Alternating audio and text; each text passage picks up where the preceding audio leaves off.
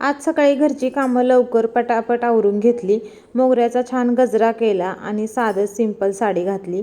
खरं तर हा व्हिडिओ गणेश जयंतीचा आहे. थोडा उशीरच झाला व्हिडिओ यायला. आता आम्ही 4-5 जणी निघालतो. त्यात आमच्याबरोबर एक छोटंसं बाळही होतं. जेव्हा आम्ही मंदिरात पोहोचलो तेव्हा गणपती बाप्पांचा पाळणा सुरू झालेला.